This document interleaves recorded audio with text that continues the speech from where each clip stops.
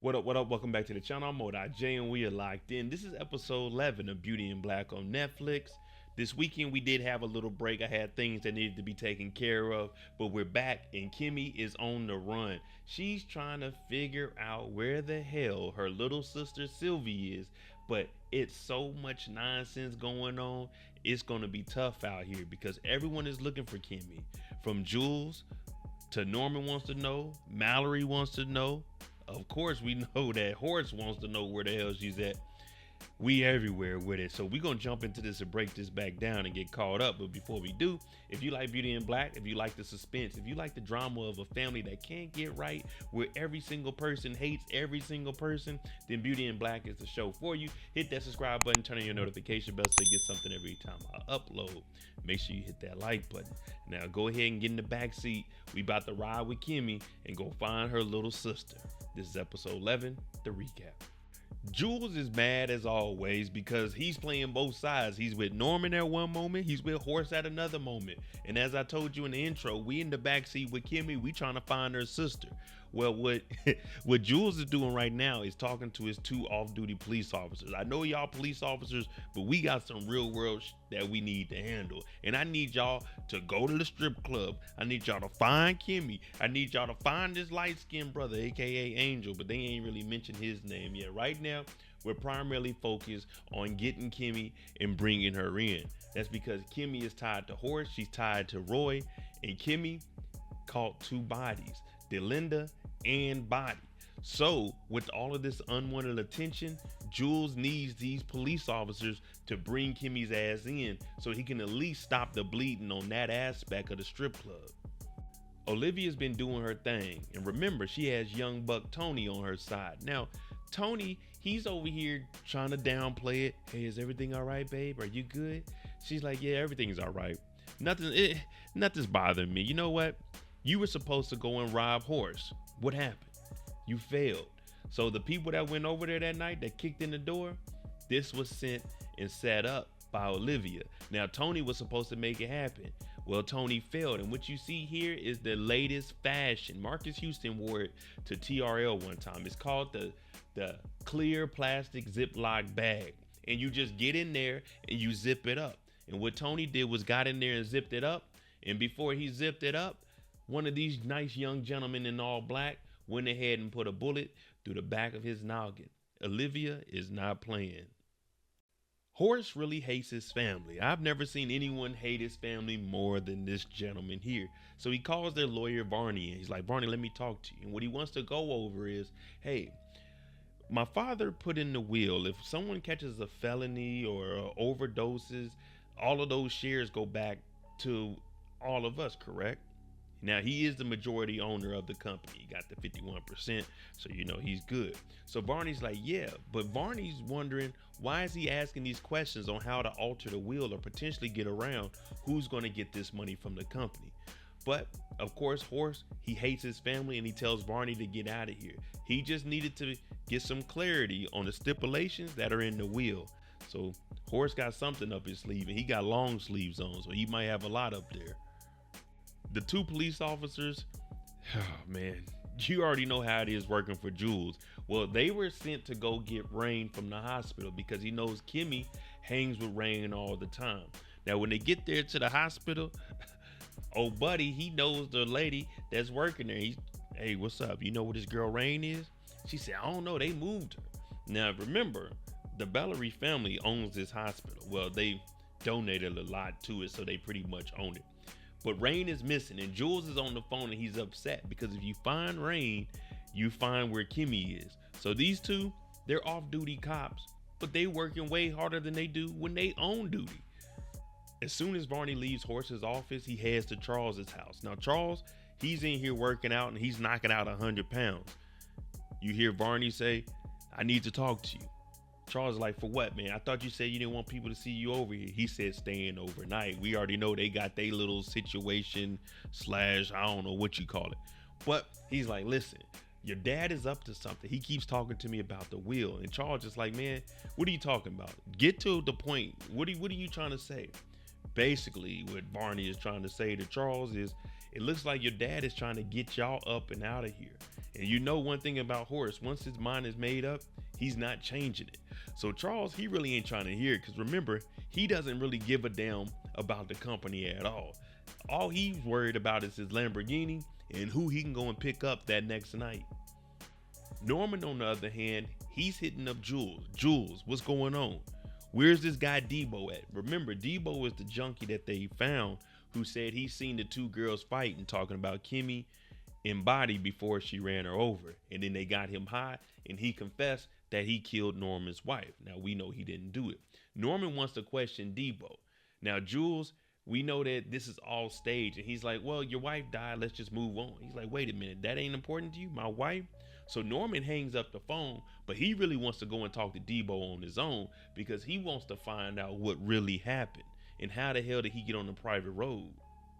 Mallory's at the office to try to stop them from sinking. And then she gets a phone call. She tells her assistant to answer it.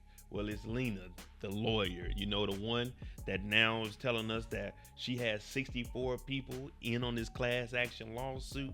Plus, she sends over a video to Mallerie of Roy acting a damn fool back in the early episodes where he was getting into it with the protesters. So Mallory's like, what the hell? Now remember, Mallerie is the face. Horace is the majority owner, but she's the face. So walking around, people are always going to notice her, especially the women. So she's like, fuck. All right, okay. She hangs up the phone. She's like, all right, I got to talk to this nigga Roy. Norman has Judge Harold come over, and remember they were on the phone and he told him, go see what the hell my brother wants. Well, he went over there and seen what his brother wanted, and he in love with a stick of TNT in his mouth and a knife in his hand. But Norman is basically grilling him. What did you tell my brother? What happened to your hand? You want something to drink? So Harold, he over here shaking like, oh yeah, I'll take a scotch. He nervous as hell. And he's like, if you scared of my brother, then you know you need to be scared of me. Harold didn't really give up too much information, but he did tell that Norman needed him to launder some money. So Norman is trying to get to the bottom of this. And Judge Harold, he's talking about, I wouldn't mess up this money, man. Norman said, okay. Yeah, we gonna see about that. Damn, Harold, you in over your head. And you're not a judge anymore? After the debacle on the phone with Lena, Roy comes by. Roy's like, I'm going to lunch. Roy don't really give a damn. But Mallory's like, don't you go and talk to Lena, and you out here effing up. Roy don't care about none of that. He wants to know who the hell is getting with his wife. Somebody sleeping in my bed, messing with my head. That's how Roy is feeling. And he despises Mallerie. But she's going in talking about, you need to stay back, or I'm gonna tell your daddy, because you do everything your daddy tells you to do. So Roy, he's hurt, and Mallerie knows exactly where to hit him, and he ain't never gonna get right. Roy is just going by with the day, man. He has to stay married because he has to stay married. Jules' cops, they end up catching up with Angel. A stolen car, he didn't have no registration. They put him in handcuffs in the back of a damn car in this abandoned warehouse. They drive off. Angel scared as hell, but here comes Horace with his cane, clean as hell too. Now, we know Horace likes Angel, but he's like, you stole my watch. Angel said, it ain't gonna happen again.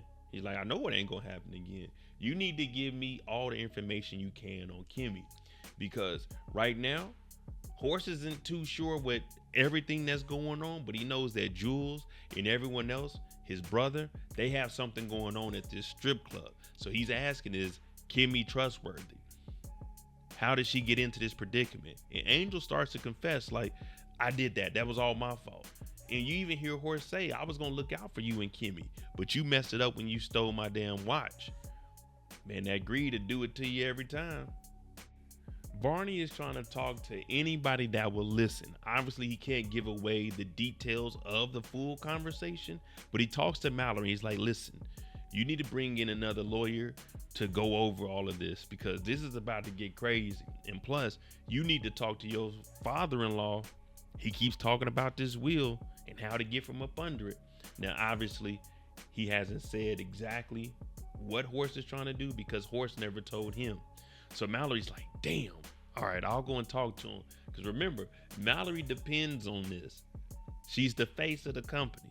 So Varney, he's like, just go and talk to him because it looks like it can start getting a little out of control. Now, when Mallerie gets up, we already know that her and Calvin, the driver, have been messing around. She starts to hug Varney and looking at him to make Calvin a little bit jealous. Well, that plan backfires because Roy comes in, and Roy's still trying to find out who is sleeping next to my honey dip. Now, he thinks it's Varney because they were in here hugging. Little does he know it's Calvin, who was out in the hall, who took a swing on him. But Roy being Roy, he's like, oh no, so it is you, Varney. You're fired, brother. Oh yeah, wait till I tell my dad what's going on here. You are fired. Varney's like, I didn't even do nothing. Plus Varney is a little on the other side. So Mallory's like, don't worry about it, Varney. Just leave. You be all right. She's looking at Roy like, you don't even know what you're doing. Roy said, oh, I do. You're fucking him. He's done. After all of this, Roy calls up Kimme, tells her to meet him at the spy. You remember that conversation they had? Now, she's about to head over there. She's supposed to be over there at noon.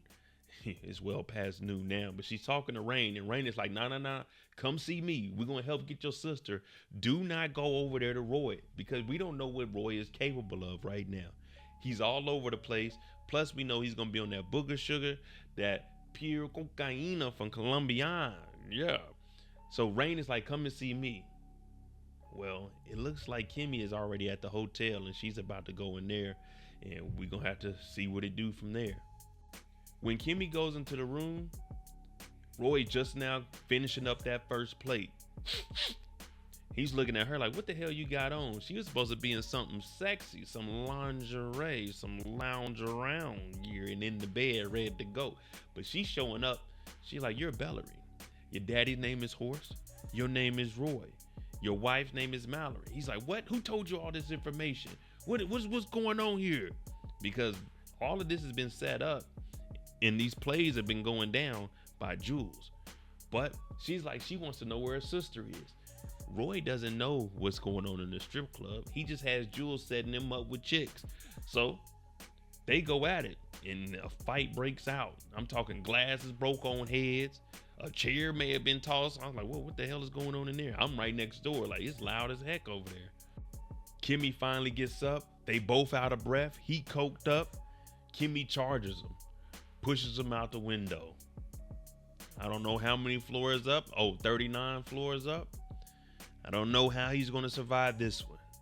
Damn, Roy. It all ended. I believe I can fly.